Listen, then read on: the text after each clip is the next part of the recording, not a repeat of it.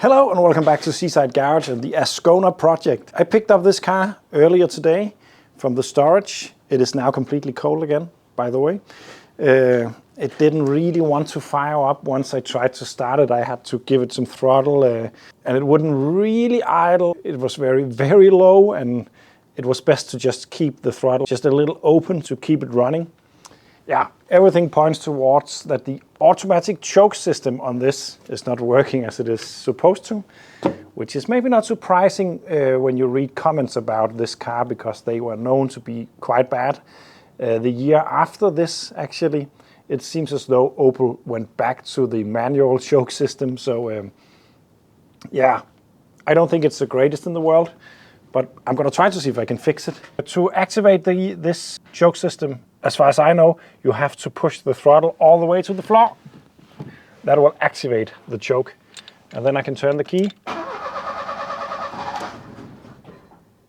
And that doesn't sound like an engine with a choke on. So something is wrong, and I'm going to try to fix that.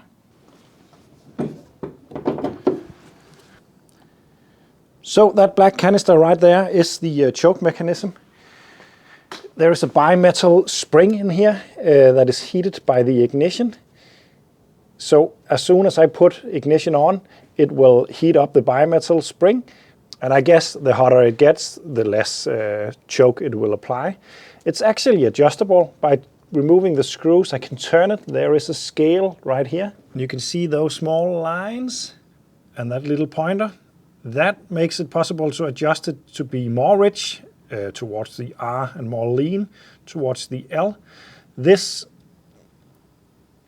shouldn't be necessary to adjust in my country, but in countries where the temperature is where the temperature difference is very high, you might need to adjust it between winter and summer.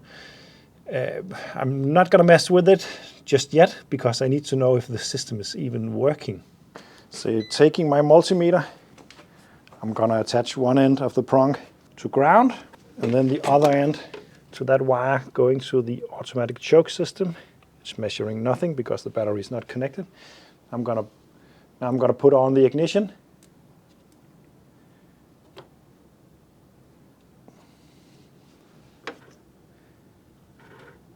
And I'm measuring 6 volts. I was actually expecting to, oh, it's independent. It's not volts. This is volts. 11, 12 volts. I'm measuring battery voltage, which I was suspecting. I'm just gonna see what happens if I disconnect the coil. Yeah, it's still on. I'm disconnecting the coil because I don't want to overheat the coil. Because now with the power on, this one should start to heat up within a couple of minutes, and that should make the tension on the butterfly or the choke flap right here lessen, I guess. So I'm gonna see if that happens. I'm gonna wait a couple of minutes and see what's what. So a couple of minutes later, let's see if there's any difference to the tension.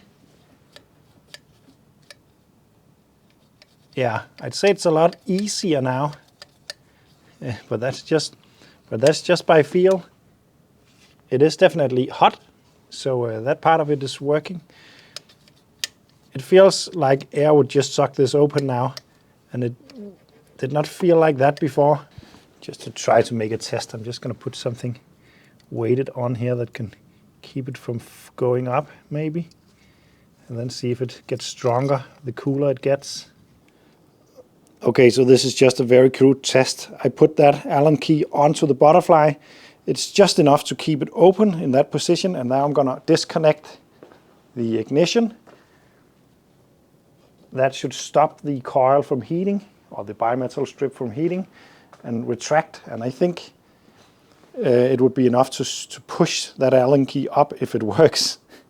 Let's see.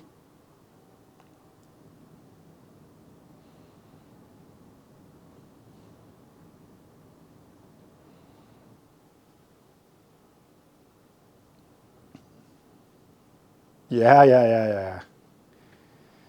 Maybe it's not going to fall off, but it definitely moved.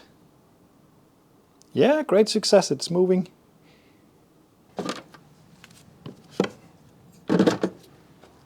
Oh, it fell. So now I think I know that this part of it is working. It is able to shut itself off when it heats up. But the problem is not really this one not switching off. It's more a problem that it's not switching on, in my opinion, because it's not starting when it's cold. It runs fine once it's hot. If it was running really badly once hot or rich, I would presume that this system didn't work, but this seems to work. But the other part of this choke system is down there. Do you see those teeth? Right there. These are supposed to be steps in the choke mechanism. So when the choke is open all the way down here, it should lock against the throttle mechanism down here. And then when you push the throttle, it will let that go. So the choke will actually be on until you blip the throttle. So the idle will be very high unless you do something. Under normal driving condition, it will just find it will just find its own spot due to the tension from this one. But in order to activate the system, you just have to push the throttle all the way to the floor, and it should activate. And it's not doing that. Nothing is happening. So something is wrong with that part of the system. So let's see if we can find something wrong with that part of it. I cannot really see how it is supposed to work. Just going to try to manually activate the choke thing.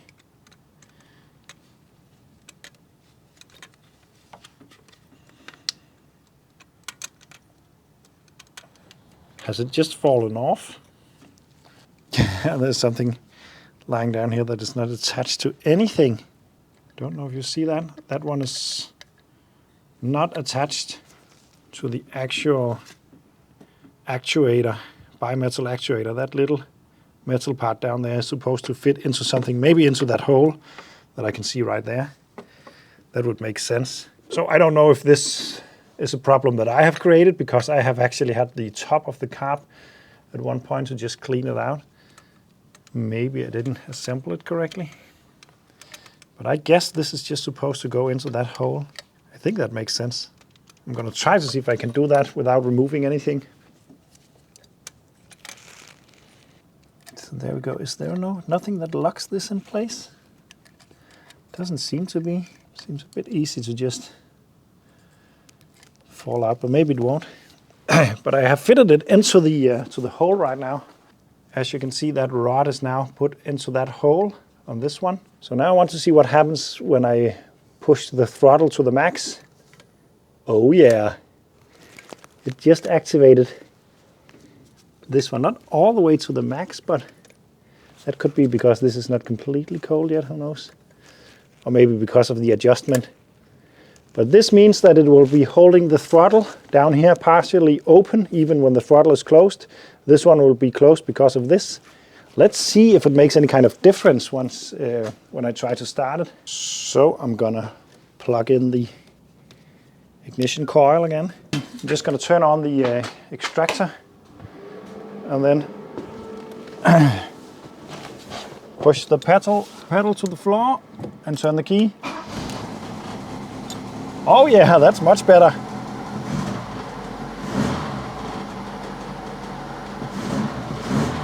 Much better. It will probably be better once the air filter is on, because it's of course getting more air than it's adjusted for. But it's definitely working, and it's engaged into that cam I showed you. Before it would be like this.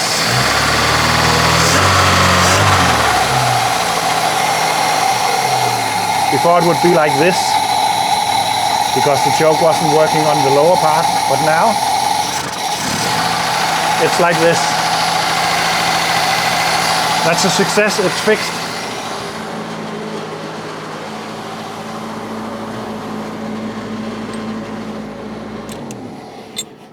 Something tells me there is an exhaust leak on this system, because it's not sucking out all the exhaust. But the choke is working. That was a pretty easy fix, because nothing was wrong other than the small arm had fallen out. So the next thing I want to check is, well, down below here is a with the choke open. You can see the butterfly down there that opens with the throttle, of course, but behind this flap. But below there is also a butterfly down there. And when the engine or the choke mechanism is cold, it will not allow the secondary one to open because it's catched right there. So you can see full throttle. It's not moving. But when that one is pushed up, it opens. And that will happen as soon as the bimetal spring is hot. Yep, it now opens the secondary one because this one is no longer catching it from opening. So what I want to do is to actually just start up the engine and see if the last flap opens up with full throttle. If it does that, then it works.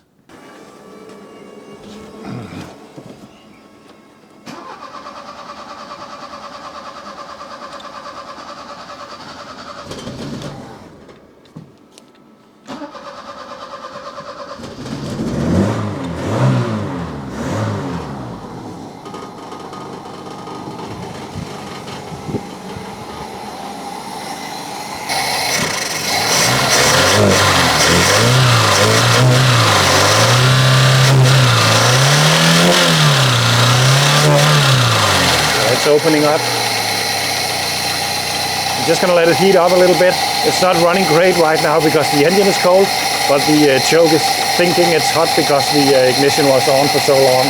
I'm just going to let it get some temperature into the engine.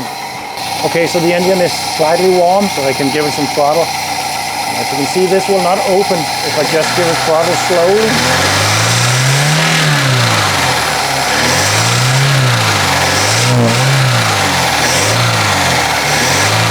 Under partial throttle, it won't open. And if I flip the throttle to the floor,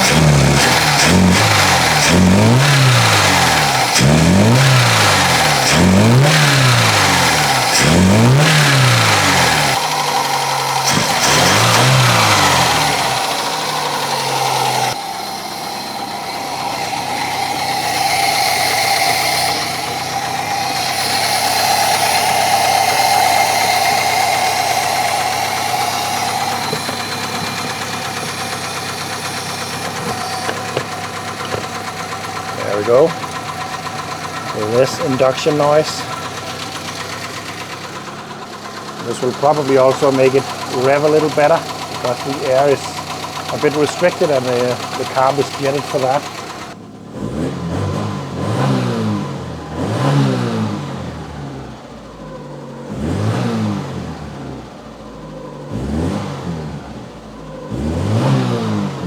Yeah, sounds decent. But I'm not there yet because that little metal rod that I reconnected is going to fall off again. Yeah, there we go, it's fallen off. I need to find some kind of way to permanently install it in there. And I'm going to remove this in order to do that. So I'm just going to mark up that position so I can set it the same way. There we go. I simply cannot get to that little rod to do something about it without removing this, so it has to be done. And there's no groove in the rod, and there's no hole in it or anything, so I really don't know how it is supposed to be fitted from factory, but I'm gonna find a solution. It's probably the plastic bushing that somehow retains it in the hole. But how, I'm not sure. The problem with this is I have to thread that spring in again. That could be a problem, but I cannot get to it any other way than removing this. It's not going to be hard either, so that will be fine. But I can just move the last one down here. Move this out of the way. I should be able to manage to put that rod in securely somehow. Okay, so the rod is right there, and you can see it's actually attached with a round clip kind of thing right there. But I don't have that, and I doubt that I can find it. It's probably fallen off a million years ago. And I don't think I have something like that. I'm just going to look in my stash of car parts, because it could be, I could be lucky to find something that I can use. Okay, so the thing that I need is I think it's called a Starlock washer, but I don't have one. So I hope to just use a locking ring and then just force it on and compressing it. It's supposed to have a groove, one of these, but I think it would be all right if I just squeeze it a bit. And the last thing I want to do is just to take a wire cutter and then just make a mark on the outside of this so it can't slide off as easily. I actually think I can make a small groove for it using this.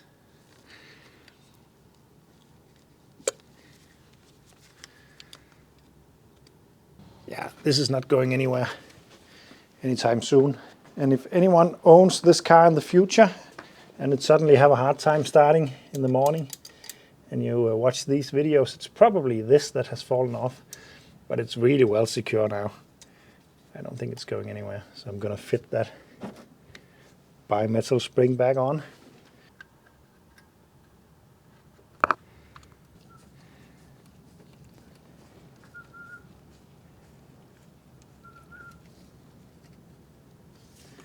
And then turn it so it fits the marking that I made. It does it right there. I'm gonna make sure it's in the spring, and it is.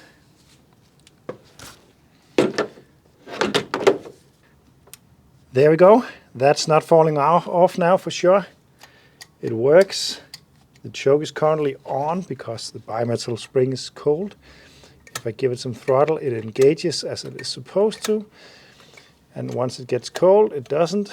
Yeah, everything works. So another great piece of progress on the Ascona. I just ordered new tires for it, and then I'm gonna go over the brakes just to make sure everything works fine, and then this car is going to be very close to MOT ready, which is nice. But now this is fixed, and that's really nice. Thank you for watching. Don't forget you can support me. There is a Patreon link down below, and see you in the next one.